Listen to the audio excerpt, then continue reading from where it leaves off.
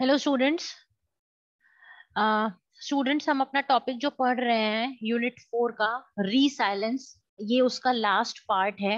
इसका नाम मैंने रीसाइलेंस 4 दिया हुआ है क्योंकि इसमें जो आपका लेफ्ट ओवर टॉपिक है वो हम इसमें डिस्कस अब करेंगे। मेजॉरिटी ऑफ टॉपिक्स हम अपने लास्ट वीडियो में कंप्लीट कर सकते हैं। लास्ट पॉइंट हमारा कंट्रोलिंग माइंड था। मैं एक आपको क्विक रिव्यू दे देती हूँ कि हम कौन सा टॉपिक पढ़ रहे थे और हमारा कौन सा टॉपिक इस वीडियो में हम लोग पढ़ेंगे और क्या हमारा लेफ्ट अप रह गया है। देखिए, हम टॉपिक पढ़ रहे थे लास्ट अपनी इस यूनिट का attributes of free silence. Attributes का मतलब क्वालिटीज था और मैंने आपको बता दिया था कि क्वालिटीज, अगर हम एक रीसाइलेंट व्यक्ति बनना चाहते हैं तो हमारे अंदर कौन कौन सी क्वालिटीज होनी चाहिए। तो ये सब क्वालिटीज हमारे अंदर होनी चाहिए जो कि हम ऑलमोस्ट सारी पढ़ चुके हैं। कल के जो हमारा लास्ट वीडियो था जो हमने कल देखा था उसमें हमने कंट्रोलिंग माइंड के बारे में पढ़ा था। आज हम कंट्रोलिंग माइंड का आज हम कंट्रोलिंग माइंड का बाकी का पॉइंट पढ़ेंगे, यानी कि लेफ्ट ओवर पार्ट पढ़ेंगे जिसका नाम है आपका लोकस ऑफ कंट्रोल। ठीक है। अब जैसे कि कल मैंने आपको बताया था कि आप अगर अपने माइंड को कंट्रोल करना चाहते हैं तो आपको अपने अंदर एक लोकस ऑफ कंट्रोल नाम की चीज बनानी चाहिए। अब क्वेश्चन ये आता है कि what do we mean by locus of control. अगर आप लोकस ऑफ कंट्रोल पे एक स्टार देखेंगे तो इसका मतलब ये है कि लोकस ऑफ कंट्रोल एक इंपॉर्टेंट टॉपिक है। तो हम इसे थोड़ा ध्यान से पढ़ेंगे। ठीक है। और उसके बाद जो इसके लेफ्ट ओवर पॉइंट्स हैं आपके कंट्रोलिंग माइंड के, वो हम डिस्कस अब करेंगे। जैसे कि हमने अपने कल के कंट्रोलिंग माइंड में पढ़ा था लास्ट पॉइंट कि एक इंसान को अगर अपने माइंड को कंट्रोल करना होता है, अपने दिमाग पर वो काबू पाना चाहता है, क्योंकि अक्सर हम और आप ये सुनते हैं कि मैं जब कुछ करता हूं तो मुझे अपने दिमाग पे काबू नहीं रहता, या मैं इतना गुस्से में आ जाता हूं कि मैं अपने आप को कंट्रोल अप नहीं कर पाता। तो ये क्या कह रहा है इस पॉइंट में कि हमें और अपने अंदर एक इंटरनल लोकस ऑफ कंट्रोल बना के रखना चाहिए। अब क्वेश्चन ये आता है, ये एक इंपॉर्टेंट टॉपिक है, इसमें मैंने स्टार भी लगाया हुआ है। क्वेश्चन ये आता है कि what do we mean by locus of control. नाम से पता चल रहा है कंट्रोल मतलब किसी चीज पर काबू पाना। लोकस का मतलब क्या होता है अभी हम इस पॉइंट के अंदर पढ़ेंगे। लोकस ऑफ कंट्रोल का मतलब होता है, locus of control refers to the perception, Hindi में परसेप्शन को कहते हैं सोच, that events are determined by one one's behaviour, internal control, और by outside forces as other people और फेट एक्सटर्नल कंट्रोल। अब ये क्या कह रहा है, जब भी आपके और हमारे साथ लाइफ में कुछ होता है, इसका मतलब ये होता है कि अगर आपके साथ कोई भी चीज घटना घटी, दुर्घटना घटना सिचुएशन कोई भी आपके सामने है, अब उस सिचुएशन के अंदर आपका अपना एक प्रतिक्रिया हर एक इंसान की होती है। कोई भी कार्य होता है, कोई भी चीज घटित होती है हमारी लाइफ में, तो हर इंसान की कोई बिहेवियर या हर इंसान की कोई ना कोई प्रतिक्रिया उस चीज के प्रति होती है। तो अब ये कह रहा है, ये पॉइंट लोकस ऑफ कंट्रोल का मतलब ये होता है कि जब आप अपना कोई भी घटना घटित होती है तो उसके प्रति जो भी प्रतिक्रिया आप दे रहे हैं वो आप अपने अंदर से निकाल के दे रहे हैं प्रतिक्रिया, वो आपकी प्रतिक्रिया है या लोगों की वजह से आपके अंदर से वो प्रतिक्रिया निकल रही है। दोबारा समझिए, जो भी घटना घटित होती है उसको देखकर जब आपके अंदर से कोई प्रतिक्रिया, कोई एक्शन या रिएक्शन उस चीज के प्रति निकलता है, वो उससे आपका बिहेवियर चेंज होता है, या तो फिर लोगों को देखकर आपका एक बिहेवियर चेंज होता है उस चीज को, उसे हम लोकस ऑफ कंट्रोल कहते हैं। अब एक एग्जांपल हम लेंगे तो शायद हमें आगे की पार्ट समझ में लोकस ऑफ कंट्रोल के बारे में आ जाएगा। इसके लिए एग्जाम्पल क्या होता है, is when you want to change a job.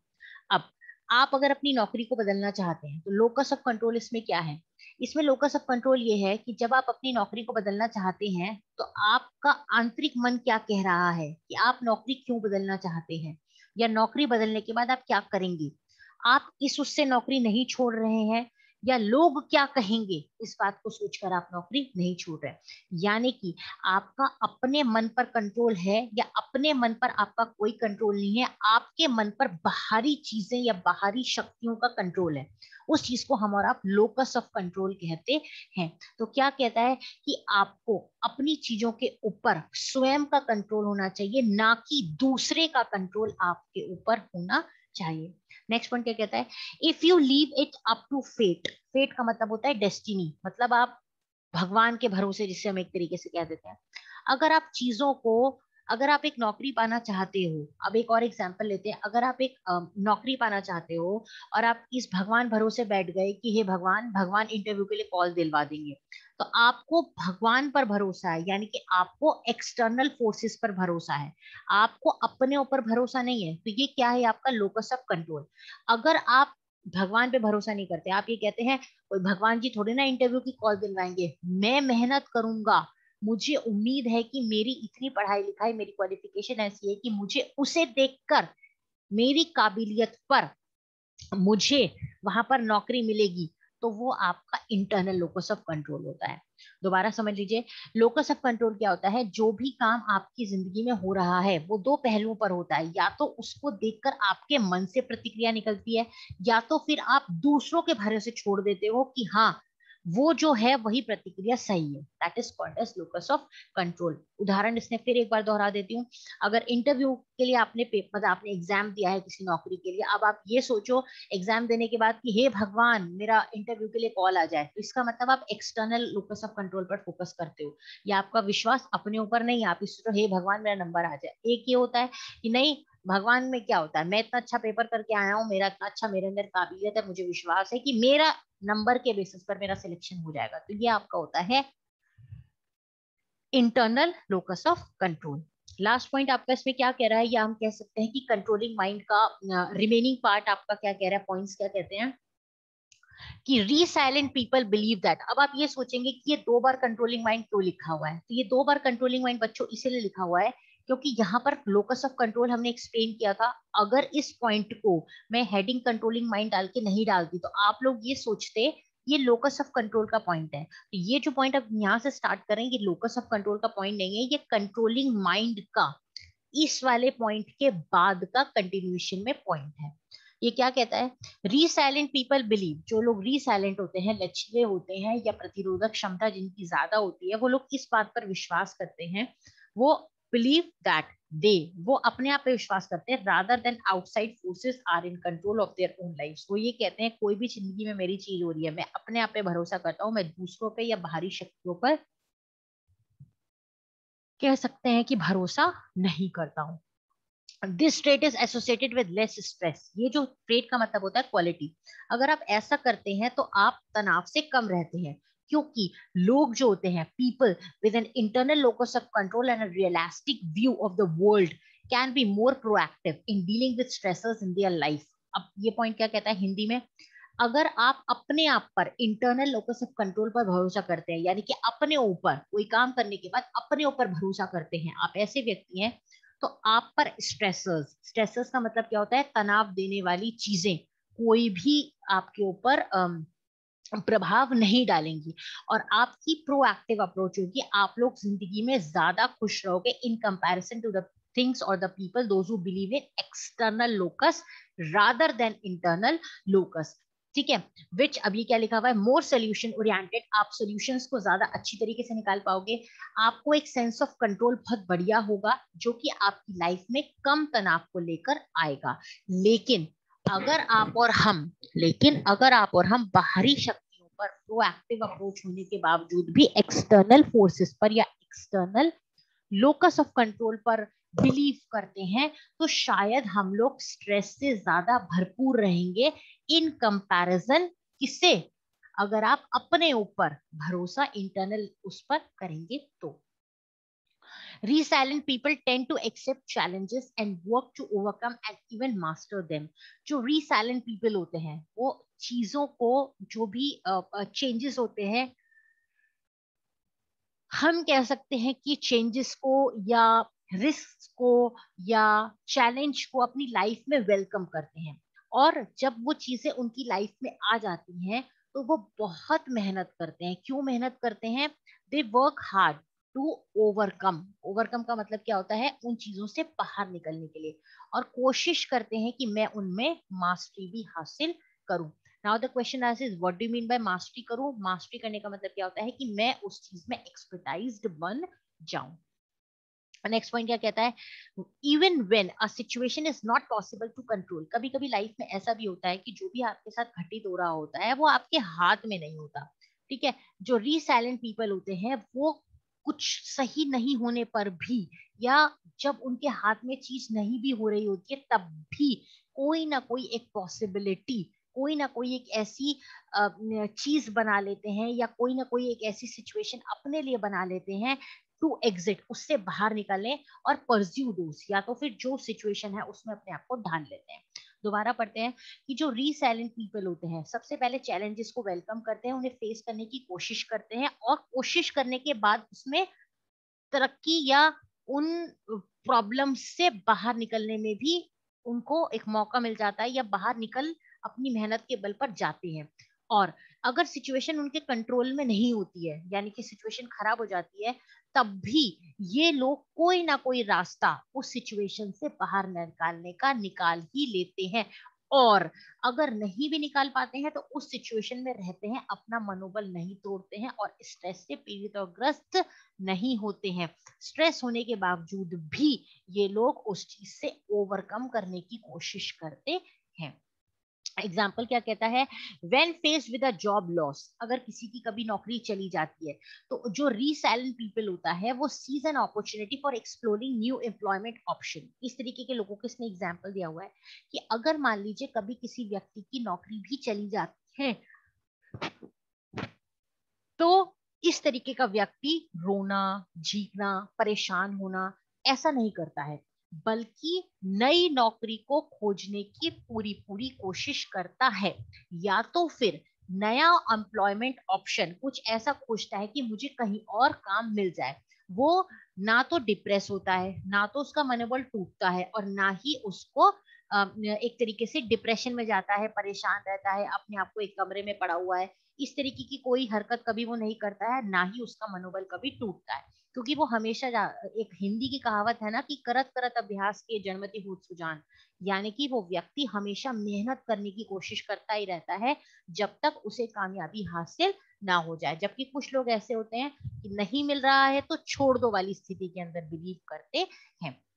Next point आपका क्या कहता है, developing an understanding of internal control. अगर आप अपने अंदर एक इंटरनल कंट्रोल की फीलिंग लेकर आ जाते हैं, आप अपने ऊपर विश्वास रखना शुरू कर देते हैं, तो आपको ये चीज मदद करती है किस चीज में, प्रॉब्लम को सॉल्व करने में, rather than victim of circumstances. यानी कि जो भी हालात हैं उसमें विक्टिम का मतलब एक तरीके से हो गया गुनहगार बनना, विक्टिम का मतलब हो गया हालातों के हाथों की कठपुतली बनना, या विक्टिम का मतलब एक तरीके से यहाँ पर ये हो गया कि जो भी आपके सामने हालात है उसके सामने घुटना टेक देना।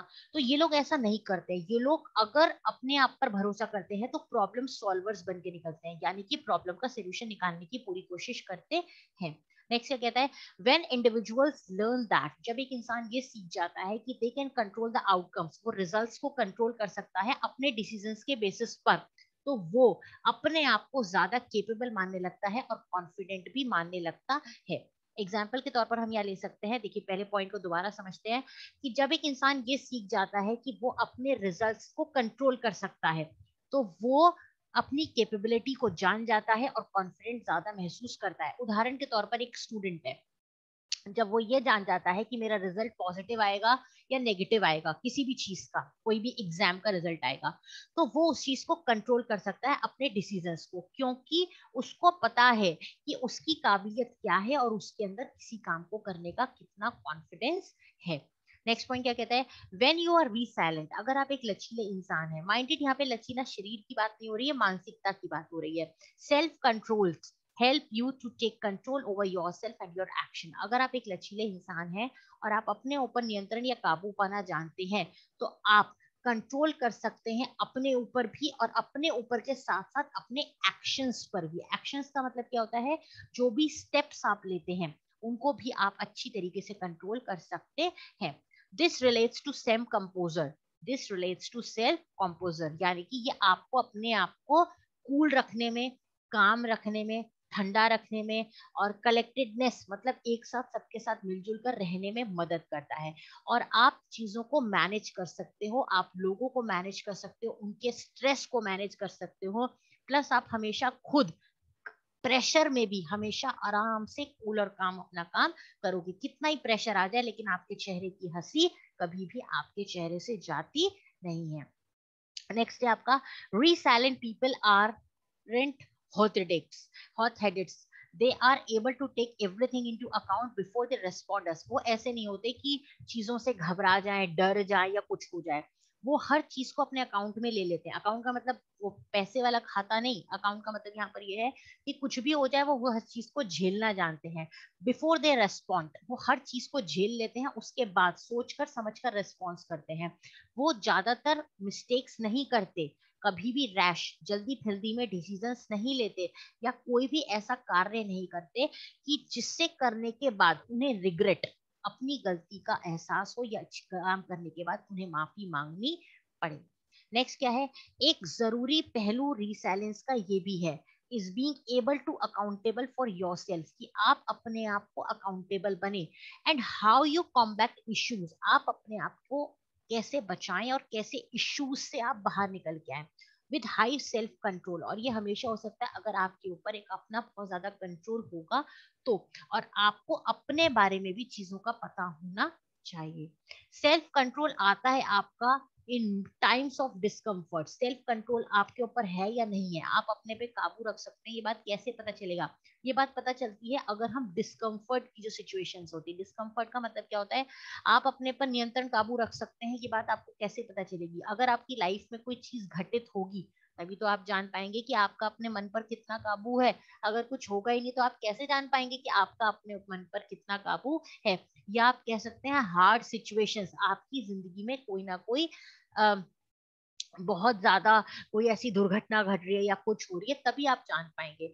And that is also where our realisations is seen the most, वहीं पर पता चलता है कि आप कितने रिसाइलेंट व्यक्ति हैं, या कितना लचीलापन आपके व्यवहार में है।